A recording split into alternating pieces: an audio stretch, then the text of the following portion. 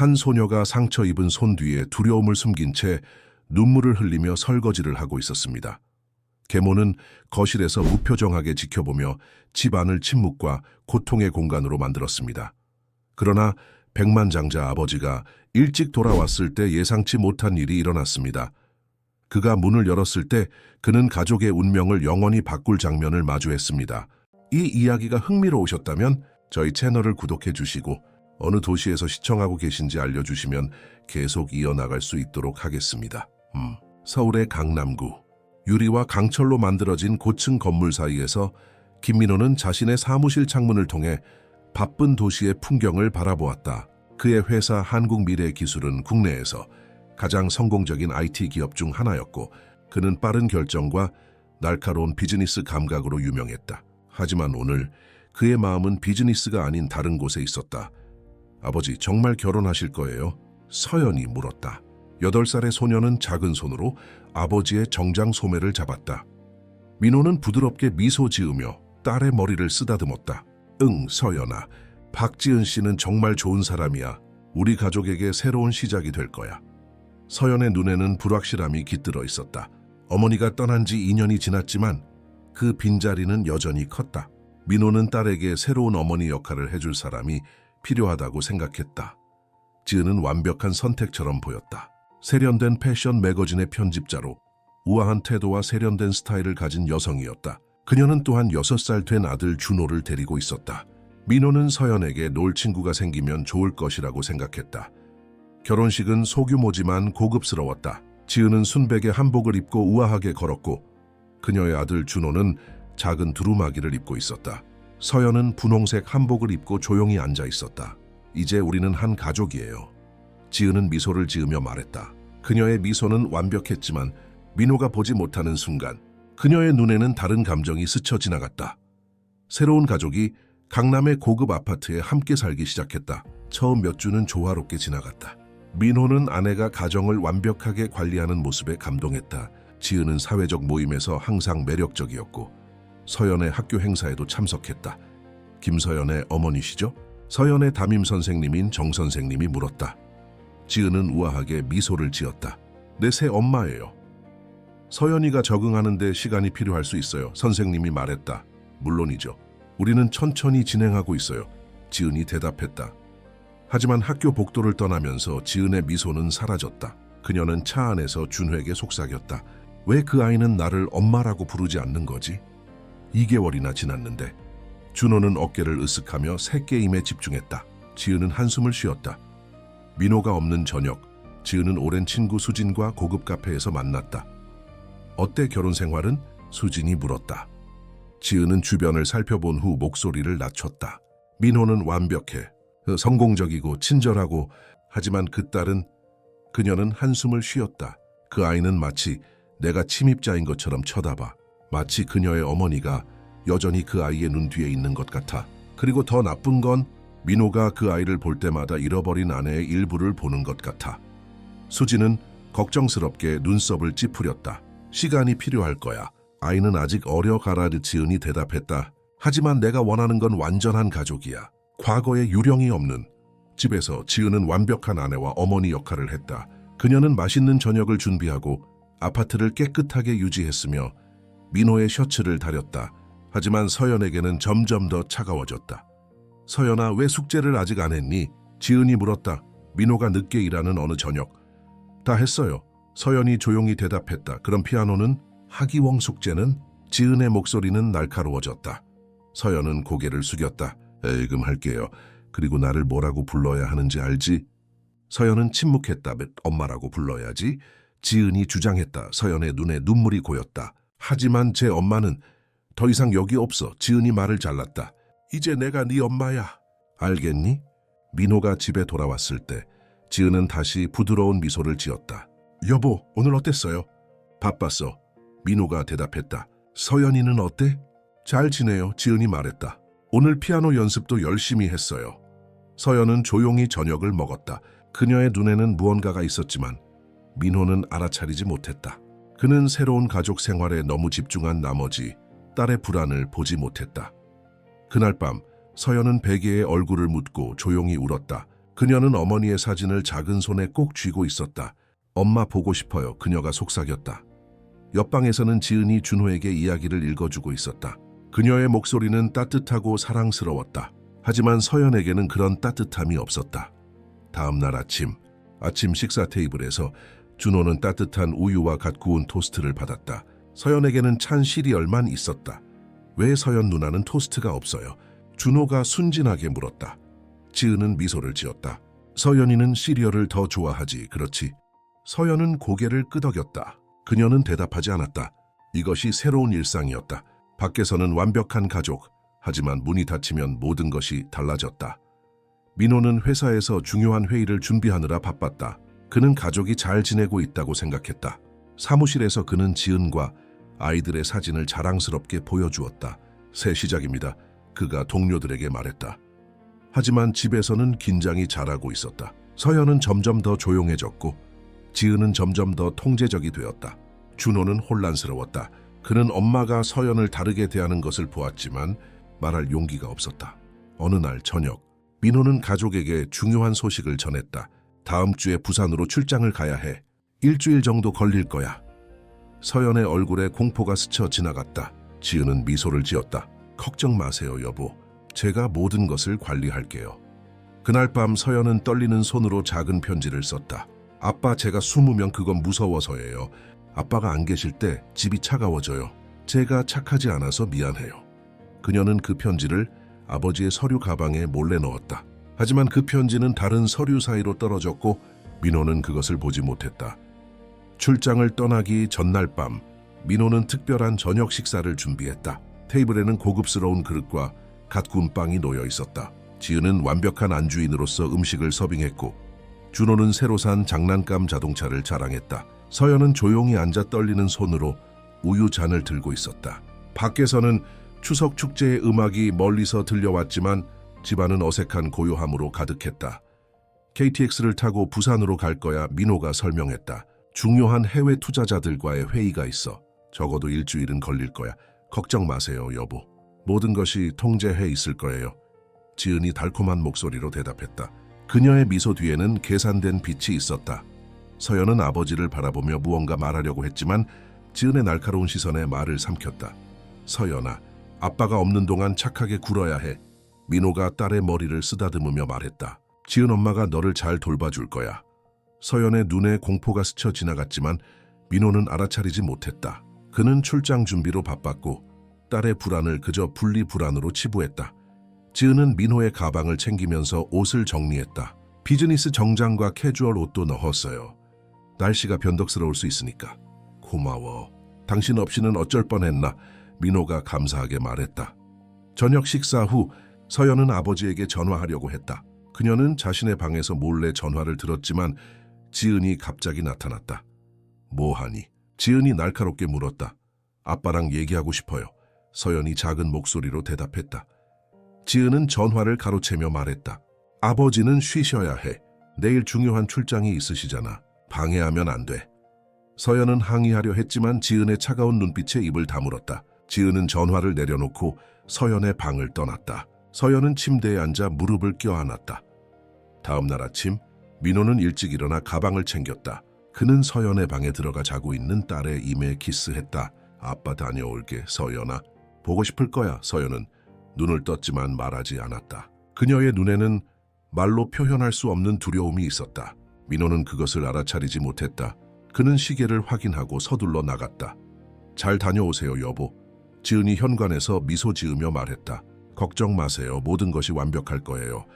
문이 닫히자마자 지은의 표정이 바뀌었다. 그녀는 소파에 앉아 텔레비전을 켰다. 서연아, 테이블 치워. 그녀가 명령했다.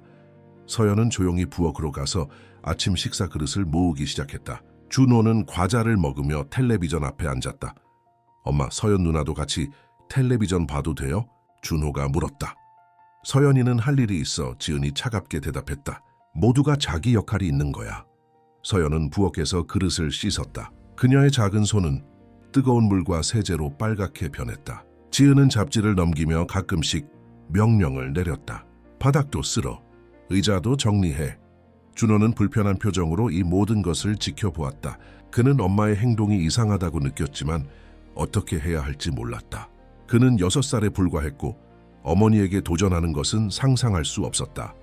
그날 저녁 서연은 학교에서 그림을 그렸다. 그것은 작은 소녀가 눈물을 흘리며 접시를 씻는 모습을 보여주었고 배경에는 차가운 눈을 가진 키 큰 여자가 있었다. 그녀의 미술 선생님 윤소라는 그림을 보고 걱정스러운 표정을 지었다.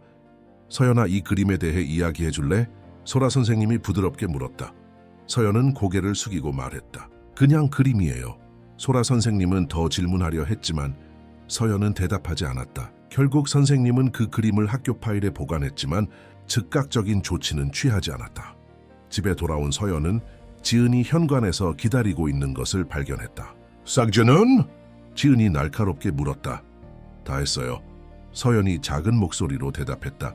그럼 학위원 숙제는? 너 수학 경시대회 준비해야 하잖아. 내 아버지는 네가 1등 하길 바라셔. 서연은 가방에서 숙제를 꺼내 조용히 식탁에 앉았다. 지은은 그녀를 잠시 지켜보다가 전화를 들고 다른 방으로 갔다. 서연은 그녀가 친구에게 불평하는 소리를 들었다. 그 아이는 정말 이상해. 마치 내가 원수인 것처럼 대해. 민호는 그 아이에게 너무 관대해. 그녀의 엄마가 그렇게 완벽했다면 왜 그렇게 일찍 떠났는지. 서연은 귀를 막고 숙제에 집중하려 했다. 하지만 지은의 말은 가시처럼 그녀의 마음을 찔렀다. 저녁 식사 시간, 준호는 따뜻한 김치찌개와 갓 지은 밥을 받았다. 서연의 앞에는 찬밥과 작은 김치 한 조각만 놓였다. 왜 서연 누나는 찌개가 없어요? 준호가 물었다. 서연이는 배가 안 고프다고 했어. 지은이 미소를 지으며 대답했다. 서연은 항의하려 했지만 지은의 경고하는 눈빛에 입을 다물었다. 그녀는 조용히 찬밥을 먹었다. 다음 날 상황은 더 악화되었다. 지은은 서연에게 욕실 바닥을 닦게 했고 준호는 그 옆에서 새 장난감을 가지고 놀았다. 서연의 손은 이미 거칠어지고 갈라지기 시작했다. 학교에서 서연은 점점 더 조용해졌다. 그녀는 예전처럼 친구들과 어울리지 않았고 쉬는 시간에 혼자 앉아 있었다. 그녀의 담임 교사인 정 선생님은 이런 변화를 알아차렸다. 서연아, 무슨 일 있니? 정 선생님이 물었다. 괜찮아요. 서연이 작은 목소리로 대답했다. 집에서 모든 게 괜찮니? 서연은 잠시 망설였다. 그녀는 선생님에게 말하고 싶었지만 지은이 어떻게 반응할지 두려웠다. 결국 그녀는 고개를 끄덕이고 네, 괜찮아요 라고 말했다. 그날 오후 민호는 부산에서 전화를 걸었다. 여보, 어떻게 지내요? 모두 잘 지내고 있어요. 지은이 달콤한 목소리로 대답했다. 서연이도 학교에서 잘 지내고 있어요. 서연이랑 좀 통화할 수 있을까? 지금 피아노 레슨 중이에요. 방해하지 않는 게 좋을 것 같아요. 나중에 전화하세요. 민호는 실망했지만 동의했다. 그래, 내일 다시 전화할게. 사실 서연은 피아노 레슨이 없었다. 그녀는 부엌에서 설거지를 하고 있었고 아버지와 통화하고 싶다고 애원했지만 지은은 거부했다. 아버지는 바빠. 내 문제로 그를 방해하지 마. 지은이 차갑게 말했다. 그날 밤 서연은 창문을 통해 밤하늘을 바라보았다. 그녀는 아버지가 빨리 돌아오기를 기도했다. 창가에 앉아 그녀는 작은 노트에 일기를 썼다. 아빠 보고 싶어요. 집이 너무 차가워요. 지은 이모가 저를 미워하는 것 같아요. 제가 뭘 잘못했을까요? 준호는 문 앞에 서서 서연을 지켜보았다. 그는 누나가 슬퍼하는 것을 보았고 도움이 되고 싶었지만 어떻게 해야 할지 몰랐다. 그는 조용히 자기 방으로 돌아갔다. 며칠이 지나고 서연의 상황은 점점 더 나빠졌다. 지은은 그녀에게 더 많은 집안일을 시키고 식사는 더 줄었다. 서연의 손은 갈라지고 빨갛게 변했다. 그녀의 눈에는 이제 체념의 빛이 있었다. 어느 날 오후 이전 가정부인 이혜인이 열쇠를 돌려주기 위해 방문했다. 그녀는 서연이 무릎을 꿇고 부엌 바닥을 닦는 것을 보고 충격을 받았다. 서연아, 왜 바닥에 있니? 혜인이 걱정스럽게 물었다. 그냥 규율이에요. 더 이상 없어요. 지은이 차갑게 개입했다. 요즘 아이들은 책임감을 배워야 하거든요. 혜인은 미간을 찌푸렸다. 그녀는 규율과 학대의 차이를 잘 알고 있었다. 서연을 8년 동안 돌봐온 그녀는 이 상황이 정상이 아니라는 것을 직감했다. 서연아, 괜찮니? 혜인이 다시 물었다. 서연이 대답하기 전에 지은이 끼어들었다. 물론 괜찮죠. 그냥 집안일을 돕고 있을 뿐이에요. 요즘 아이들은 너무 응석바디로 자라요. 혜인은 반박하려 했지만 지은의 차가운 표정에 망설였다. 그녀는 서연을 걱정했지만 직접적으로 개입할 권리가 없다고 느꼈다. 결국 그녀는 열쇠를 건네고 떠났다. 문 앞에서 혜인은 옆집 여자인 오미자와 마주쳤다. 미자는 창문을 통해 서연의 상황을 몇 주 동안 지켜봐 왔다. 혜인 씨, 잠깐 이야기할 수 있을까요? 미자가 조용히 물었다. 두 여자는 복도에서 속삭였다. 그 아이가 너무 많은 집안일을 하는 것 같아요. 미자가 걱정스럽게 말했다. 항상 피곤해 보이고 울었던 것 같은 흔적도 있어요. 혜인은 고개를 끄덕였다. 방금 본 것이 마음에 들지 않아요. 서연이는 항상 밝고 활발한 아이였어요. 지금은 영혼이 없는 것처럼 보여요. 민호 씨는 알고 있나요? 아마 모를 거예요.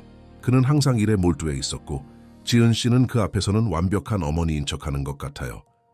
미자는 입술을 깨물었다. 어떻게 해야 할까요? 개입해야 할까요?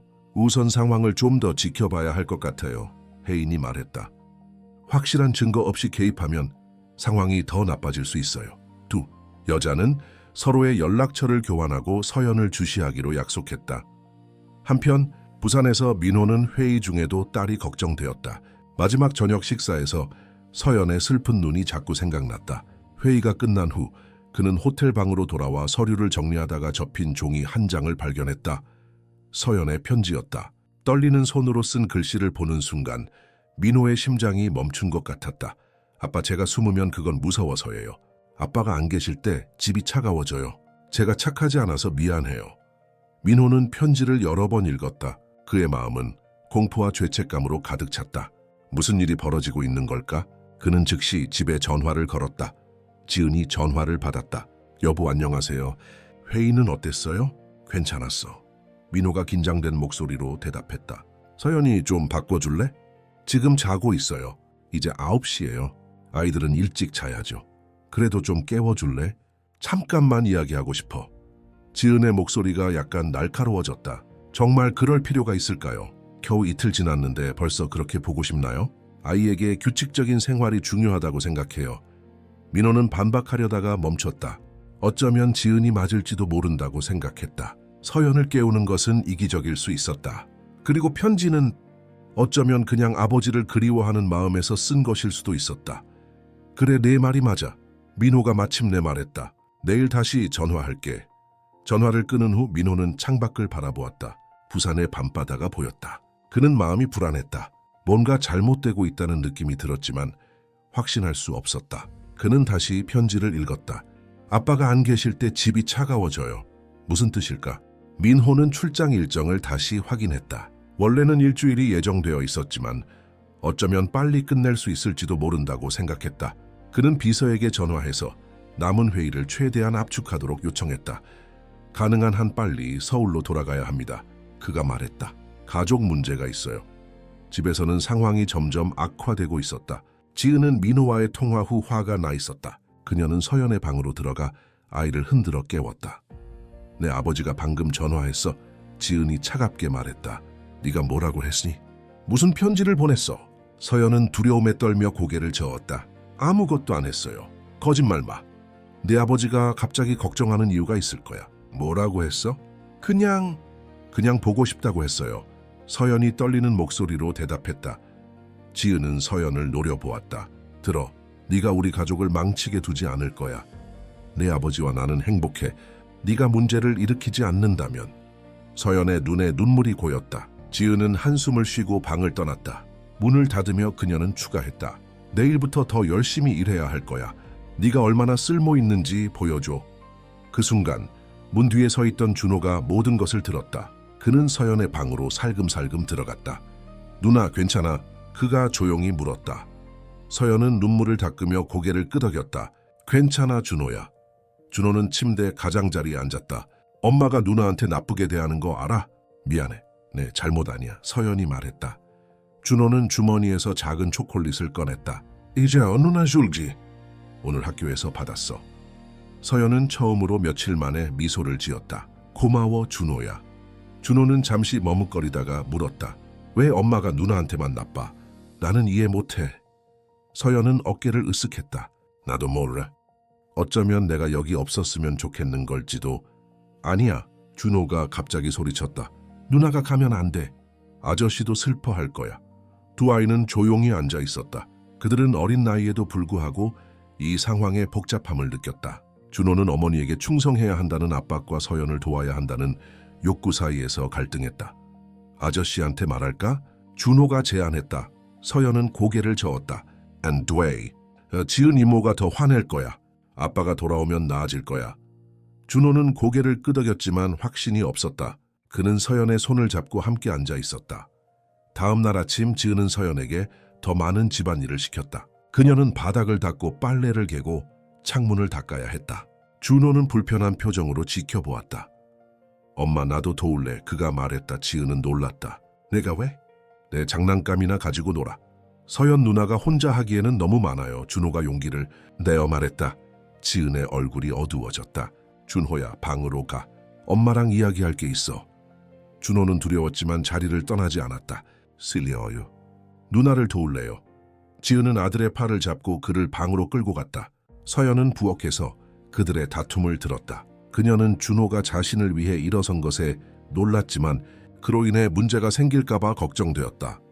잠시 후 지은은 준호의 방에서 나왔다. 그녀의 표정은 차가웠다. 계속해 서연아. 창문이 아직 더러워. 그날 오후 서연은 학교에서 돌아오는 길에 옆집 미자 아주머니를 만났다. 미자는 서연의 피곤한 표정과 갈라진 손을 알아차렸다. 서연아, 괜찮니? 미자가 걱정스럽게 물었다. 서연은 고개를 끄덕였지만 그녀의 눈은 다른 이야기를 했다. 뭔가 도움이 필요하면 언제든지 말해. 알았지? 미자가 계속했다. 우리 집은 바로 옆이야. 언제든지 와도 돼. 서연은 감사함을 느꼈지만 지은이 알게 될까봐 두려웠다. 그녀는 고개를 끄덕이고 서둘러 집으로 들어갔다. 집에 들어가자 지은이 현관에서 기다리고 있었다. 늦었네. 그녀가 차갑게 말했다. 누구랑 이야기하고 있었어? 아무도 없어요. 서연이 거짓말했다. 그냥 학교에서 조금 늦게 나왔어요. 지은은 의심스러운 표정을 지었지만 더 이상 추궁하지 않았다. 숙제하고 저녁 준비 도와. 서연은 가방을 내려놓고 부엌으로 향했다. 준호는 자기 방에 있었다. 그는 문틈으로 서연을 바라보았다. 그의 눈에는 미안함과 무력감이 가득했다. 그날 저녁 지은은 전화벨이 울리자 서둘러 받았다. 민호였다. 여보, 좋은 소식이 있어요. 민호가 말했다. 내일 일찍 회의를 마치고 서울로 돌아갈 수 있을 것 같아요. 지은의 얼굴이 창백해졌다. 내일이요? 하지만 일주일이라고 하셨잖아요. 일을 서둘렀어. 서연이가 걱정돼서. 서연이요? 왜요? 아무 문제 없어요.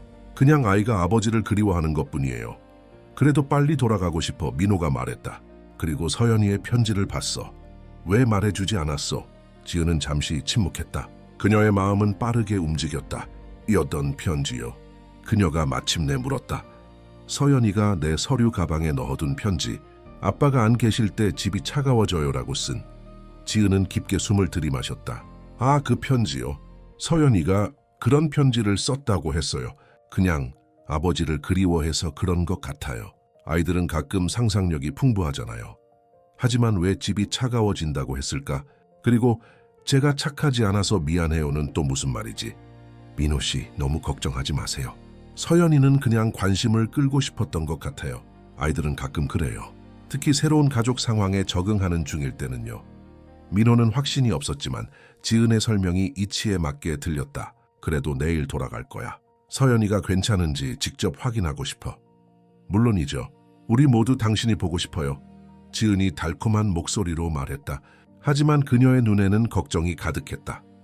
전화를 끊자마자 지은은 거실을 서성거렸다. 그녀는 민호가 생각보다 일찍 돌아오는 것에 당황했다. 모든 것을 정리할 시간이 필요했다. 그녀는 서연의 방으로 향했다. 내일 네 아버지가 돌아오신대. 지은이 문을 열며 말했다. 서연의 얼굴이 환해졌다. 정말요? 들어 서연아, 지은이 차갑게 말했다. 내 아버지 앞에서 아무 말도 하지 마. 이 며칠 동안 있었던 일에 대해서 알겠니? 서연은 고개를 숙였다. 네, 내가 무슨 말을 하든 아무도 믿지 않을 거야. 네 아버지는 나를 사랑해. 그리고 준호도 마찬가지고 넌 그냥 우리 가족에 적응하지 못한 문제아일 뿐이야. 서연의 눈에 눈물이 고였다. 지은은 차갑게 미소 지었다. 내일은 모든 것이 완벽해야 해. 내 손을 봐. 갈라지고 빨갛게 변했네. 장갑을 끼고 집안일을 해.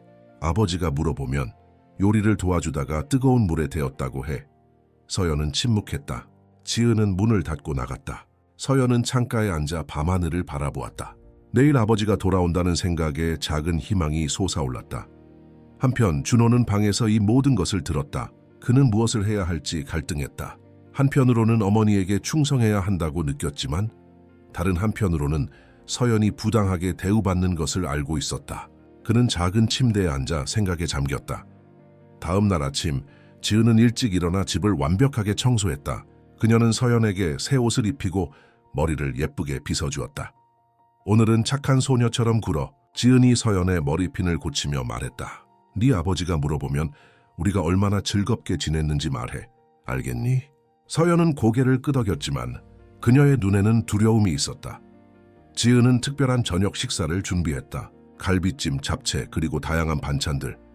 그녀는 모든 것이 완벽해 보이길 원했다. 준호야, 네 장난감들을 정리해. 지은이 명령했다. 아버지가 돌아오시면 기뻐하실 거야. 준호는 조용히 장난감을 모았다. 그는 어머니가 오늘 서연에게 친절하게 대하는 것을 이상하게 생각했다. 이 모든 것이 쇼라는 것을 그는 알았다.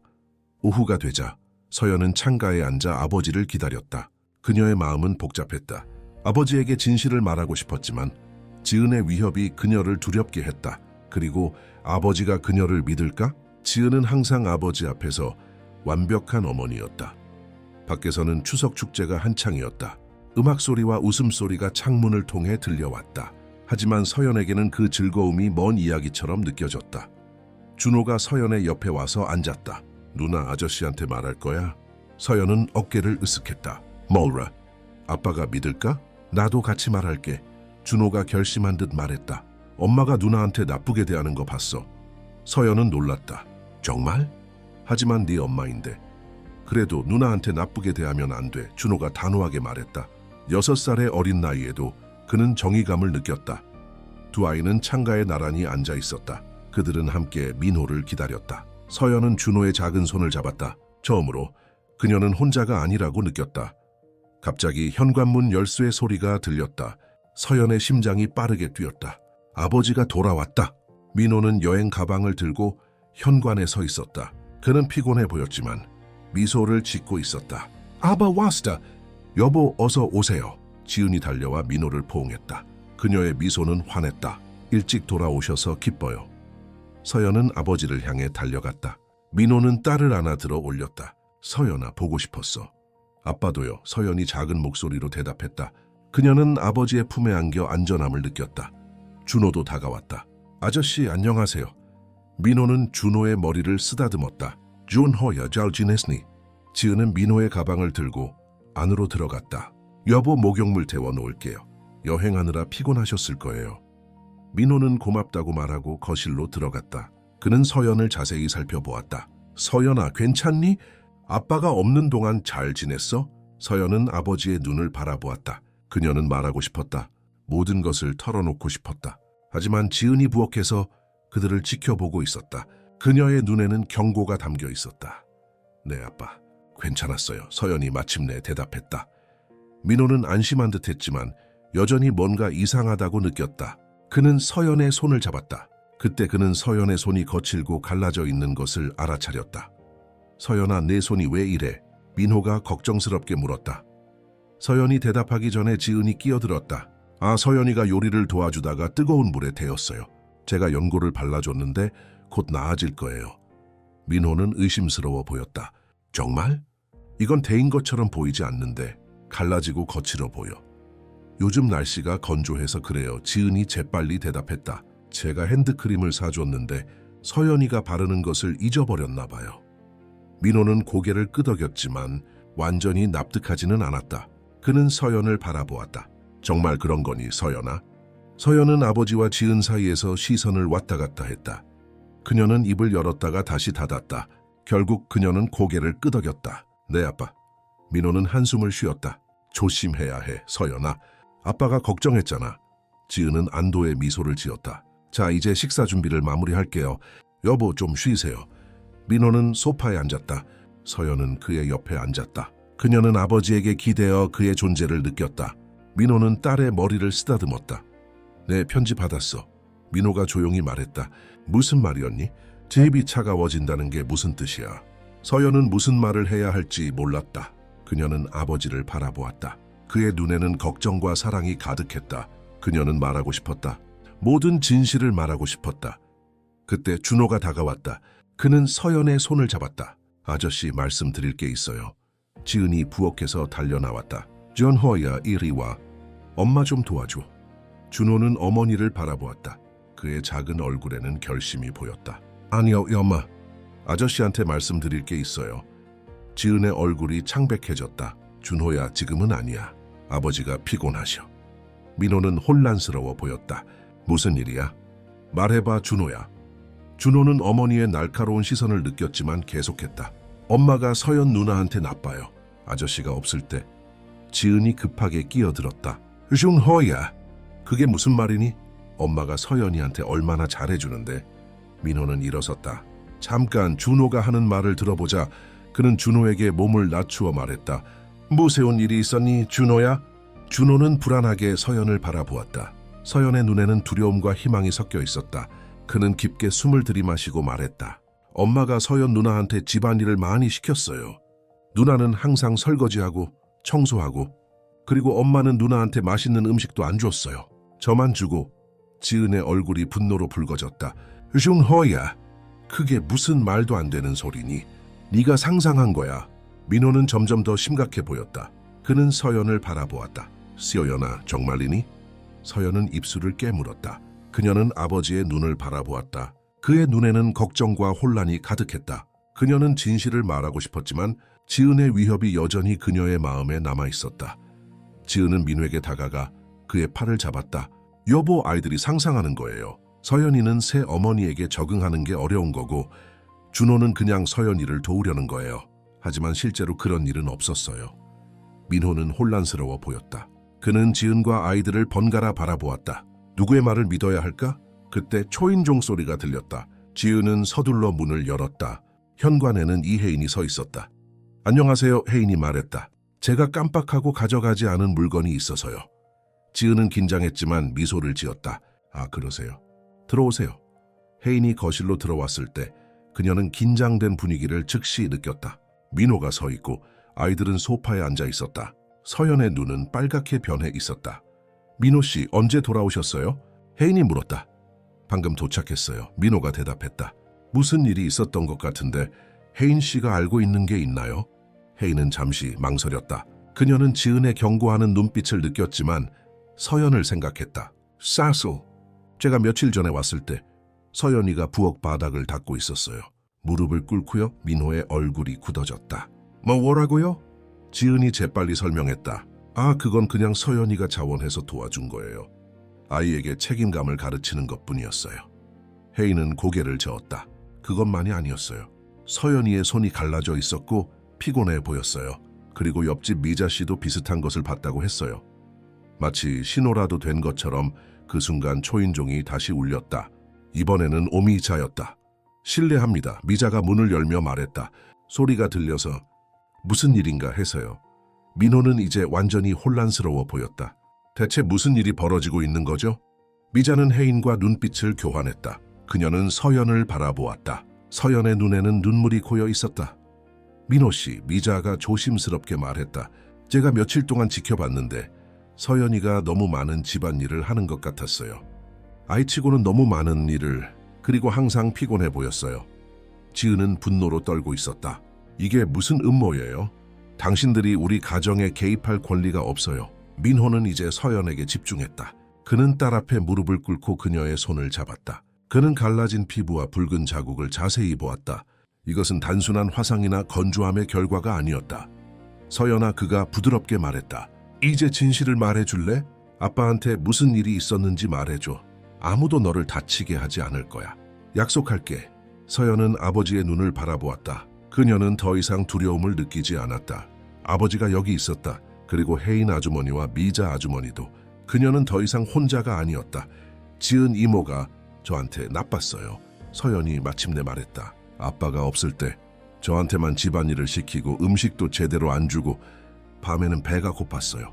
그리고 제 손이 아팠어요. 민호의 얼굴이 분노로 어두워졌다. 그는 지은을 향해 돌아섰다. 이게 사실입니까? 지은은 필사적으로 고개를 저었다. 아니에요.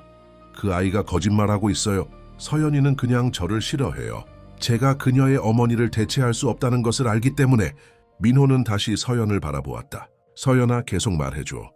서연은 이제 모든 것을 말했다. 지은이 그녀에게 얼마나 차갑게 대했는지, 준호에게는 따뜻한 음식을 주고 그녀에게는 찬 음식이나 빵 부스러기만 주었는지, 밤늦게까지 청소를 시키고 숙제할 시간도 주지 않았는지.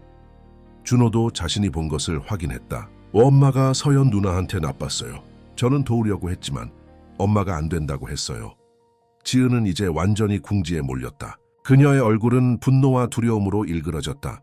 당신이 날 믿어야 해. 그녀가 민호에게 소리쳤다. 난 당신의 아내야. 그 아이는 그냥 질투하는 거야. 민호는 천천히 일어섰다. 그의 눈에는 깊은 실망과 분노가 있었다. 내가 당신을 믿었어요. 내 딸을 당신에게 맡겼어요. 그런데 당신은 8살 아이를 학대했어요. 학대라니. 난 그냥 규율을 가르친 것뿐이야. 지은이 외쳤다. 규율? 민호의 목소리가 높아졌다. 아이의 손이 이렇게 갈라지도록 만드는 게 규율입니까?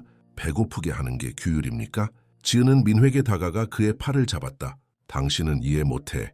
그 아이는 우리의 행복을 방해하고 있어. 그녀의 눈을 봐. 항상 당신의 전 아내를 생각나게 해. 우리는 새로운 시작이 필요했어. 민호는 지은의 손을 뿌리쳤다. 새로운 시작? 내 딸을 희생시키면서요. 당장 이 집에서 나가주세요. 지은의 얼굴이 창백해졌다. 뭐라고? 나가세요. 민호가 단호하게 말했다. 우리 결혼은 끝났어요. 지은은 준호를 향해 다가갔다. 준호야, 가가. 엄마랑 같이. 하지만 준호는 서연 옆에 더 가까이 앉았다. 싫어요, 그가 말했다. 누나를 두고 가기 싫어요. 지은의 얼굴이 충격으로 일그러졌다. 준호야, 네가 나를 배신한 거야. 배신이 아니에요. 준호가 떨리는 목소리로 말했다. 엄마가 잘못했어요. 누나한테 나쁘게 대해서. 지은은 이제 완전히 패배한 것처럼 보였다. 그녀는 마지막으로 민호를 노려보았다. 당신은 후회할 거야. 넌 그 아이 때문에 행복할 수 없을 거야. 민호는 차갑게 대답했다. 제 딸은 제 행복의 원천입니다. 당신이 그것을 이해하지 못한 게 문제였어요. 지은은 분노와 굴욕으로 가득 찬 채 마지막으로 한 번 방을 둘러보았다. 그녀는 준호에게 다가가려 했지만 아이는 서연 뒤로 숨었다. 지은은 마침내 항복한 듯 현관으로 향했다. 문이 닫히는 소리가 시대의 끝을 알렸다. 방 안에는 무거운 침묵이 내려앉았다. 민호는 서연에게 다가가 그녀를 안았다. 미안해, 세어연아. 정말 미안해. 내가 알아차리지 못했어. 서연은 아버지의 품에 안겨 눈물을 흘렸다. 하지만 이번에는 안도의 눈물이었다. 아빠가 오실 줄 알았어요. 그녀가 속삭였다. 혜인과 미자는 조용히 상황을 지켜보았다. 그들의 눈에도 눈물이 고여 있었다. 서연아, 내 손부터 치료해야겠다. 민호가 말했다. 그는 욕실로 가서 응급처치 키트를 가져왔다. 그는 조심스럽게 서연의 손에 연고를 바르고 붕대를 감았다. 준호는 조용히 그들을 지켜보았다. 그는 혼란스러워 보였다. 저도 여기 있어도 돼요? 그가 조심스럽게 물었다. 민호는 준호를 바라보았다. 그는 잠시 생각했다. 준호는 지은의 아들이었지만 그 역시 이 상황의 희생자였다. 그리고 그는 진실을 말함으로써 용기를 보여주었다. 물론이지 준호야, 민호가 따뜻하게 말했다. 내가 원하는 한 여기 있을 수 있어. 준호의 눈에 안도감이 번졌다. 그는 서연에게 다가가 조심스럽게 그녀의 손을 잡았다. 누나 미안해. 더 빨리 말했어야 했는데. 서연은 고개를 저었다. 괜찮아, 준호야. 네가 말해줘서 고마워. 혜인이 부엌으로 가서 따뜻한 차를 준비했다. 모두 차 한 잔 마시면서 진정해요. 그녀가 말했다. 미자는 서연에게 다가가 그녀의 머리를 쓰다듬었다. 용감했어, 서연아. 정말 용감했어. 민호는 소파에 앉아 얼굴을 손으로 감쌌다. 그는 자신의 실수에 압도된 듯했다. 어떻게 이런 일이 일어날 수 있었을까? 그가 중얼거렸다. 내가 어떻게 알아차리지 못했지? 혜인이 따뜻한 차를 가져왔다. 그녀는 민호 옆에 앉았다. 자책하지 마세요. 지은 씨는 당신 앞에서 완벽한 어머니 역할을 했어요. 많은 사람들이 속았을 거예요. 하지만 전 서연이의 아버지예요. 민호가 고통스럽게 말했다. 전 알았어야 했어요. 서연이의 편지를 더 일찍 발견했어야 했어요. 중요한 건 지금이에요. 미자가 말했다. 이제 알았으니 앞으로 나아갈 수 있어요. 민호는 서연을 바라보았다. 그녀는 준호와 함께 차를 마시고 있었다. 두 아이의 눈에는 여전히 두려움의 흔적이 있었지만 이제 안도감도 보였다. 서연아, 민호가 딸에게 다가가 말했다. 이제 너를 절대 혼자 두지 않을게. 약속할게. 서연은 아버지를 바라보았다. 정말요? 정말이야. 민호가 확신을 담아 말했다. 이제부터는 네가 우선이야. 항상 준호는 조용히 앉아 있었다. 그는 갑자기 불안해 보였다. 저는 어떻게 되는 거예요? 그가 작은 목소리로 물었다. 민호는 준호를 바라보았다. 그 아이의 눈에는 두려움과 불확실함이 가득했다. 민호는 잠시 생각했다. 준호는 지은의 아들이었지만 그 역시 이 모든 상황에서 희생자였다. 그리고 그는 진실을 말함으로써 큰 용기를 보여주었다. 준호야, 민호가 부드럽게 말했다. 내 어머니가 돌아와서 너를 데려갈 거야. 하지만 네가 원한다면 우리는 여전히 연락을 유지할 수 있어. 너는 언제든지 우리를 방문할 수 있어. 준호의 눈에 눈물이 고였다. 저는 여기 있고 싶어요. 엄마가 저한테도 때때로 무서워요. 민호는 놀랐다. 그는 준호를 자세히 바라보았다. 어떻게 무서워? 준호는 고개를 숙였다. 엄마가 화내면 저한테도 소리를 질러요. 그리고 제가 말을 안 들으면 방에 가두고 장난감을 빼앗아요. 민호는 깊은 한숨을 내쉬었다. 상황이 생각보다 더 복잡했다. 지은은 준호에게도 건강한 양육 환경을 제공하지 않은 것 같았다. 이건 법적인 문제가 될 수 있어요. 혜인이 조심스럽게 말했다. 아동 복지에 관한 문제니까요. 민호는 고개를 끄덕였다. 내일 변호사와 상담해야겠어요. 하지만 오늘 밤은 그는 잠시 생각했다. 오늘 밤은 아이들에게 안전하고 편안한 환경을 제공하는 데 집중하고 싶어요. 미자가 제안했다. 제가 아이들을 위해 저녁을 준비할게요. 모두 배고플 거예요. 고마워요. 민호가 감사하게 말했다. 혜인도 도와주겠다고 나섰다. 제가 예전에 이 집에서 일했으니 주방을 잘 알아요. 함께 준비해요. 두 여자가 부엌으로 향하는 동안 민호는 아이들과 함께 소파에 앉았다. 그는 서연과 준호 모두에게 팔을 둘렀다. 이제 모든 게 괜찮을 거야, 그가 말했다. 약속할게. 서연은 아버지에게 기대었다. 아빠, 이제 지은 이모는 안 돌아와요? 아니, 돌아오지 않을 거야. 민호가 확신을 담아 말했다. 너희 둘 다 이제 안전해. 준호는 여전히 걱정스러워 보였다. 엄마가 저를 찾으러 올 거예요. 그가 속삭였다. 민호는 준호의 어깨를 부드럽게 쥐었다. 걱정하지 마, 준호야. 네가 안전할 수 있도록 모든 것을 할 거야. 지금은 그냥 쉬어. 부엌에서는 혜인과 미자가 간단한 요리를 준비하고 있었다. 그들은 냉장고에서 찾은 재료로 김치찌개와 계란말이를 만들었다. 민호 씨가 많이 충격받은 것 같아요. 미자가 속삭였다. 혜인은 고개를 끄덕였다. 그럴만해요. 자신이 신뢰한 사람이 자신의 딸을 학대했다는 걸 알게 된 거니까요. 그래도 이제 알게 되어 다행이에요. 미자가 말했다. 더 오래 계속됐다면. 두 여자는 서로를 바라보았다. 그들은 말을 하지 않았지만 둘 다 같은 생각을 하고 있었다. 상황이 얼마나 더 나빠질 수 있었을지. 거실에서 민호는 서연과 준호에게 이야기를 들려주고 있었다. 그는 아이들의 주의를 다른 곳으로 돌리고 싶었다. 옛날 옛적에 용감한 기사가 있었어요. 그가 시작했다. 그 기사는 작은 마을을 지키는 임무를 맡았죠. 서연과 준호는 이야기에 집중했다. 그들의 눈에서 점차 두려움이 사라지고 호기심이 그 자리를 대신했다. 민호는 이야기를 계속하면서 자신이 얼마나 중요한 것을 놓쳤는지 깨달았다. 그는 새로운 가족을 만들려고 너무 급했고 그 과정에서 가장 소중한 것, 바로 서연의 행복을 위험에 빠뜨렸다. 이제 그는 그 실수를 바로잡을 기회를 얻었다. 혜인이 식탁을 차렸다. 식사 준비됐어요. 모두 식탁으로 모였다. 혜인과 미자는 따뜻한 김치찌개, 계란말이, 밥을 각자의 그릇에 담았다. 서연과 준호의 눈이 반짝였다. 오랜만에 받는 따뜻하고 사랑이 담긴 식사였다. 잘 먹겠습니다. 모두가 함께 말했다. 서연은 첫 숟가락을 떠서 입에 넣었다. 그녀의 눈에 눈물이 고였다. 이것은 단순한 식사가 아니었다. 이것은 새로운 시작의 상징이었다. 준호도 음식을 맛보았다. 그는 미소를 지었다. 맛있어요. 민호는 아이들을 바라보았다. 그의 마음은 아직도 죄책감으로 무거웠지만 희망도 있었다. 그는 이제 자신의 실수로부터 배우고 더 나은 아버지가 될 기회를 얻었다. 혜인 씨, 미자 씨, 정말 고맙습니다. 민호가 진심을 담아 말했다. 두 분이 없었다면 저는 여전히 진실을 몰랐을 거예요. 이웃으로서 당연한 일이에요. 미자가 대답했다. 그리고 서연이를 오랫동안 돌봐온 사람으로서. 혜인이 덧붙였다. 서연이는 제게도 소중해요. 민호는 고개를 끄덕였다. 앞으로 어떻게 해야 할지 아직 확실하지 않아요. 하지만 한 가지는 확실해요. 이제부터 아이들이 우선입니다. 식사를 마친 후 혜인은 아이들을 위해 따뜻한 목욕물을 준비했다. 서연의 손은 여전히 아팠지만 따뜻한 물과 부드러운 비누가 도움이 되었다. 민호는 아이들이 목욕하는 동안 혜인과 미자와 거실에서 이야기를 나눴다. 법적으로 어떻게 해야 할까요? 그가 물었다. 지은은 준호의 어머니고 하지만 준호도 이 상황에서 안전하지 않은 것 같아요.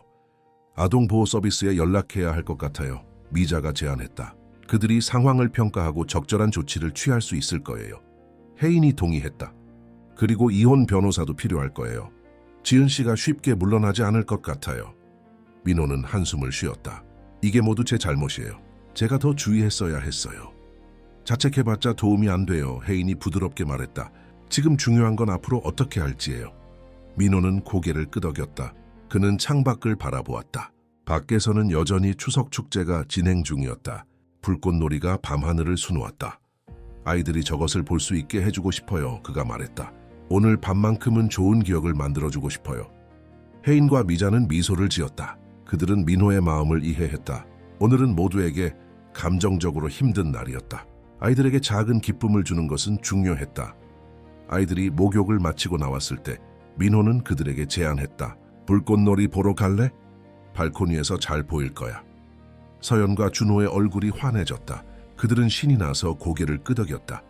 민호는 서연을 안아들었고 준호는 혜인의 손을 잡았다. 그들은 함께 발코니로 나갔다. 밤하늘은 빨강, 초록, 금색 불꽃으로 가득했다. 음악 소리와 웃음소리가 거리에서 들려왔다. 서연의 얼굴에 환한 미소가 번졌다. 그녀는 아버지의 품에 안겨 하늘의 불꽃을 바라보았다. 오랜만에 느끼는 안전함과 행복감이었다. 준호도 불꽃놀이에 매료되어 있었다. 그의 작은 얼굴에는 경이로움이 가득했다. 그는 혜인의 손을 꼭 잡고 있었다. 예뻐요. 서연이 속삭였다. 민호는 딸의 머리를 쓰다듬었다. 그래, 정말 예쁘구나. 밤하늘의 불꽃은 계속해서 터지며 다양한 색상과 모양을 만들어냈다. 축제의 음악이 거리에서 울려 퍼졌다. 이 순간만큼은 모든 걱정과 두려움이 잠시 잊혀졌다. 아빠, 서연이 갑자기 물었다.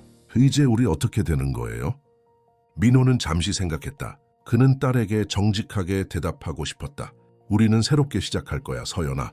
나와 너 그리고 준호도 원한다면 함께. 우리는 진정한 가족이 될 거야. 지은 이모는요? 서연이 조심스럽게 물었다. 지은 씨는 더 이상 우리 가족이 아니야. 민호가 단호하게 말했다. 그녀는 우리에게 상처를 주었어. 특히 너에게. 준호가 불안해 보였다. 엄마가 저를 데려가려고 할 거예요. 그가 작은 목소리로 말했다. 민호는 준호를 바라보았다. 그는 이 어린 소년에게 어떤 약속을 할 수 있을지 확신이 없었다. 법적으로 지은은 여전히 준호의 어머니였다. 하지만 그는 준호도 보호하고 싶었다. 준호야, 민호가 진지하게 말했다. 나는 네가 안전하고 행복하길 바라. 그리고 그것을 위해 최선을 다할게. 약속할게. 준호는 고개를 끄덕였지만 그의 눈에는 여전히 불안함이 있었다. 혜인이 준호의 어깨를 부드럽게 감쌌다. 걱정하지 마, 준호야. 우리 모두가 너를 돕고 있어. 미자도 동의했다. 그래, 우리는 내 편이야. 불꽃놀이가 절정에 달했다. 하늘은 이제 완전히 빛으로 가득 찼다. 마치 새로운 시작을 축하하는 것 같았다.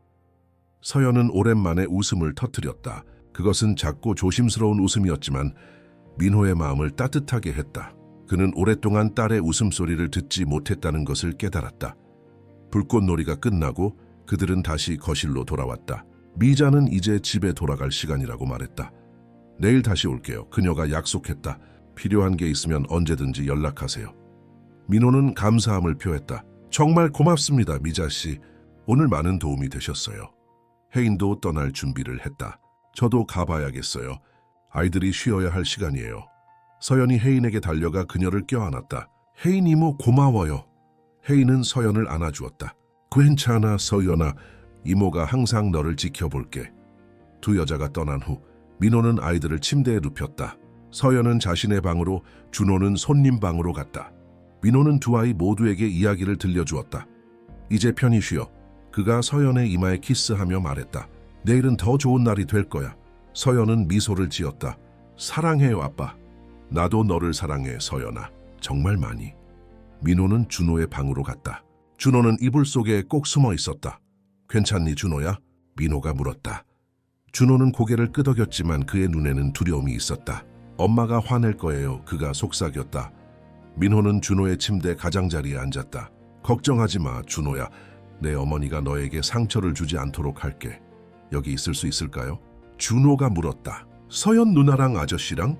민호는 정직하게 대답하고 싶었다. 노력할게 준호야. 약속할 수는 없지만 최선을 다할게. 준호는 고개를 끄덕였다. 그는 민호의 손을 잡았다. 고마워요 아저씨. 민호는 준호의 이마에도 키스했다. 잘자 준호야. 아이들이 잠든 후 민호는 거실에 앉아 생각에 잠겼다. 그는 오늘 일어난 모든 일에 대해 곱씹었다. 그의 마음은 여전히 죄책감과 분노로 가득했다. 하지만 이제 희망도 있었다. 그는 전화기를 들고 번호를 눌렀다. 그의 변호사였다. 이정현 변호사님 민호입니다. 죄송합니다만 급한 일이 생겼습니다. 전화로 상황을 간략히 설명한 후 그는 내일 아침 일찍 만나기로 약속했다. 그는 이혼 절차를 시작하고 준호에 대한 임시보호명령을 신청하고 싶었다. 전화를 끊은 후 민호는 창밖을 바라보았다. 축제는 이제 조용해지고 있었다. 거리에 불빛만이 남아있었다. 그는 서연의 방으로 가서 문을 살짝 열었다. 서연은 평화롭게 자고 있었다. 그녀의 얼굴에는 더 이상 두려움이 없었다. 민호는 안도의 한숨을 내쉬었다. 그런 다음 그는 준호의 방을 확인했다. 준호도 잠들어 있었지만 그의 얼굴에는 여전히 걱정의 흔적이 있었다. 민호는 준호의 이불을 바로 해주었다. 거실로 돌아온 민호는 소파에 앉아 깊은 생각에 잠겼다. 그는 자신의 실수를 되돌아보았다. 그는 서연에게 새로운 어머니를 제공하려는 욕심에 너무 급했다. 그는 지은의 진짜 모습을 보지 못했다. 다시는 이런 실수를 하지 않을 거야. 그가 자신에게 약속했다. 이제부터는 서연이 우선이야. 항상. 다음 날 아침 민호는 일찍 일어나 아이들을 위한 아침 식사를 준비했다. 그는 요리에 능숙하지 않았지만 최선을 다했다. 그는 계란 프라이와 토스트, 과일을 준비했다. 서연이 부엌으로 들어왔을 때 그녀는 놀란 표정을 지었다. 아버가 요리해요. 민호는 웃었다. 그래, 아마 엄마만큼 맛있진 않을 거야. 하지만 최선을 다했어. 서연은 미소를 지었다. 도와드릴게요. 아니야, 서연아. 오늘부터는 네가 아이처럼 지내야 해. 더 이상 집안일을 하지 않아도 돼. 서연은 잠시 혼란스러워 보였다. 그녀는 너무 오랫동안 어른의 책임을 져왔기 때문에 이제 그것을 내려놓는 것이 이상하게 느껴졌다. 준호도 부엌으로 들어왔다. 그는 여전히 잠옷을 입고 있었고 머리는 헝클어져 있었다. 좋은 아침 준호야, 민호가 인사했다. 잘 잤니? 준호는 고개를 끄덕였다. 네 아저씨. 오늘 아침에 변호사님을 만나러 갈 거야, 민호가 설명했다. 너희 둘을 위한 법적 보호를 받기 위해서. 준호는 걱정스러워 보였다. 이 엄마는요? 내 어머니에 대해서도 이야기할 거야. 민호가 조심스럽게 말했다. 하지만 걱정하지 마. 모든 것이 잘 될 거야. 아침 식사 중에 초인종이 울렸다. 민호는 문을 열었다. 혜인이었다. 안녕하세요. 혜인이 인사했다. 아이들 좀 봐주러 왔어요. 민호 씨가 변호사를 만나러 가는 동안요. 민호는 감사하게 고개를 끄덕였다. 정말 고마워요, 혜인 씨. 당연한 일이에요, 혜인이 대답했다. 서연이는 제게도 소중해요. 그리고 이제 준호도요. 민호는 옷을 갈아입고 변호사 사무실로 향했다. 그는 이정현 변호사에게 모든 상황을 상세히 설명했다. 이혼은 문제없을 것 같습니다. 이정현이 말했다. 지은 씨의 행동은 명백한 아동학대에 해당합니다. 하지만 준호에 대한 보호명령은 조금 복잡할 수 있어요. 왜요? 민호가 물었다. 준호는 지은 씨의 친자녀니까요. 법적으로 그녀에게 친권이 있습니다.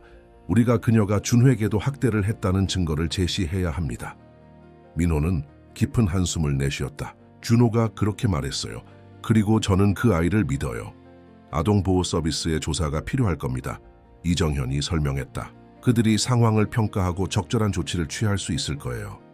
민호는 변호사, 사무실을 나와 집으로 돌아가는 길에 많은 생각을 했다. 그는 이제 법적 절차가 시작되었다는 것을 알았다. 이혼 아동보호 조사, 그리고 어쩌면 준호에 대한 양육권 싸움까지 길고 어려운 과정이 될 것이었다. 하지만 그는 결심했다. 그는 이 모든 것을 견뎌낼 것이다. 서연과 준호를 위해서 차이집에 도착하자 그는 아이들이 혜인과 함께 그림을 그리고 있는 것을 발견했다. 서연의 얼굴에는 오랜만에 평화로운 표정이 있었다. 준호도 편안해 보였다. 어떻게 됐어요? 혜인이 조용히 물었다. 민호는 한숨을 쉬었다. 복잡해질 것 같아요. 하지만 우리가 이길 거예요. 혜인은 고개를 끄덕였다. 물론이에요. 진실은 우리 편이니까요. 민호는 아이들에게 다가갔다. 뭘 그리고 있니? 서연이 자랑스럽게 그림을 들어 보였다. 그것은 세 사람이 손을 잡고 있는 그림이었다. 민호, 서연 그리고 준호. 우리 가족이에요. 서연이 설명했다. 민호의 눈에 눈물이 고였다. 그는 서연을 안아주었다. 그래, 우리는 가족이야. 준호도 자신의 그림을 보여주었다. 그의 그림에도 같은 세 사람이 있었다. 그는 조심스럽게 물었다. 저도 여기 있어도 돼요? 물론이지. 준호야 민호가 확신을 담아 말했다. 네가 원하는 한 너는 우리 가족의 일원이야. 그날 오후 아동보호 서비스의 담당자인 박소연이 방문했다. 그녀는 아이들과 개별적으로 이야기했고 상황에 대한 자세한 보고서를 작성했다. 현재로서는 두 아이 모두 김민호 씨와 함께 있는 것이 최선이라고 판단됩니다. 그녀가 말했다. 하지만 법적 절차가 진행되는 동안 상황이 변할 수 있습니다. 특히 준호의 경우 그의 어머니가 양육권을 주장할 가능성이 높습니다. 민호는 고개를 끄덕였다. 이해합니다. 하지만 저는 두 아이 모두를 위해 싸울 것입니다. 박소연은 공감하는 눈빛을 보냈다. 그럴 것 같습니다. 제가 도울 수 있는 한 돕겠습니다. 그녀가 떠난 후 민호는 아이들에게 상황을 설명했다. 그는 정직하게 말하고 싶었다. 앞으로 몇 주, 몇 달 동안 많은 어른들이 우리 가족에 대해 결정을 내릴 거야. 그가 설명했다. 하지만 한 가지만 기억해. 내가 항상 너희 곁에 있을 거라는 것. 서연은 이해한다는 듯 고개를 끄덕였다. 준호는 여전히 불안해 보였지만 민호의 말에 약간의 위안을 얻은 것 같았다. 그날 저녁, 민호는 아이들을 위해 직접 요리를 했다. 그는 인터넷에서 찾은 레시피를 따라 간단한 비빔밥을 만들었다. 완벽하지는 않았지만 정성이 담겨 있었다. 맛있어요, 아빠, 서연이 말했다. 정말요? 민호가 웃었다. 아직 많이 배워야 할 것 같은데. 저도 도울 수 있어요, 서연이 제안했다. 민호는 고개를 저었다. 아니야, 서연아. 네가 요리를 배우는 건 좋지만 그건 즐거움으로 하는 거야. 의무가 아니라. 서연은 이 개념이 새로운 듯했다. 그녀는 오랫동안 집안일을 의무로 여겨왔다. 이제 그것이 선택이 될 수 있다는 것은 낯설었다. 식사 후 그들은 함께 보드게임을 했다. 웃음소리가 집안에 가득했다. 이것은 오랫동안 없었던 소리였다. 게임이 끝나고 민호는 아이들을 침대에 눕혔다. 그는 두 아이 모두에게 이야기를 들려주었다. 이번에는 용감한 아이들에 대한 이야기였다. 어려움을 극복하고 행복을 찾는 아이들에 대한 이야기. 아이들이 잠든 후 민호는 거실에 앉아 생각에 잠겼다. 그는 앞으로의 길이 쉽지 않을 것임을 알았다. 하지만 그는 또한 그것이 가치 있는 싸움이라는 것도 알았다. 몇 주가 지났다. 법적 절차는 진행 중이었다. 지은은 처음에는 분노했고 준호를 되찾으려고 했다. 하지만 아동보호 조사와 준호 자신의 증언이 그녀에게 불리하게 작용했다. 결국 법원은 두 아이 모두 민호와 함께 있어야 한다고 판결했다. 지은에게는 제한된 감독 방문권이 주어졌다. 그녀가 분노 관리와 부모 교육 과정을 이수한 후에만 더 많은 권리를 얻을 수 있었다. 이혼은 신속하게 진행되었다. 지은의 행동은 명백한 이혼 사유였다. 민호는 자유로워졌고 이제 그는 온전히 아이들에게 집중할 수 있었다. 한 달 후 민호는 서연의 학교에서 학부모 상담을 받았다. 정 선생님은 서연의 변화에 놀랐다고 말했다. 서연이가 완전히 달라졌어요. 선생님이 말했다. 더 행복해 보이고 친구들과도 더 잘 어울려요. 그리고 학업 성적도 향상되었어요. 민호는 자랑스러웠다. 그는 서연이 회복력 있는 아이라는 것을 항상 알고 있었다. 그녀는 어려운 시간을 견뎌냈고 이제 다시 빛나기 시작했다. 준호도 적응하고 있었다. 그는 새로운 학교에서 잘 지내고 있었고 서연과의 관계도 더욱 가까워졌다. 두 아이는 이제 진정한 형제자매처럼 행동했다. 어느 날 저녁, 세 사람은 한강 공원에서 피크닉을 했다. 날씨는 완벽했고 강은 평화롭게 흐르고 있었다. 행복해요, 아빠. 서연이 갑자기 물었다. 민호는 딸을 바라보았다. 그는 잠시 생각했다. 그래, 서연아. 정말 행복해. 너희 둘이 내 곁에 있어서. 준호도 미소를 지었다. 저도 행복해요, 아빠. 민호는 준호가 처음으로 자신을 아빠라고 부른 것에 놀랐다. 그는 감동해서 말을 잇지 못했다. 서연은 준호의 손을 잡았다. 우리는 이제 진짜 가족이야. 민호는 두 아이를 바라보았다. 그들의 얼굴에는 평화와 행복이 있었다. 그는 이것이 바로 진정한 가족의 의미라고 생각했다. 혈연이 아닌 사랑과 존중, 그리고 서로를 보호하는 것. 그래, 그가 마침내 말했다. 우리는 가족이야. 항상.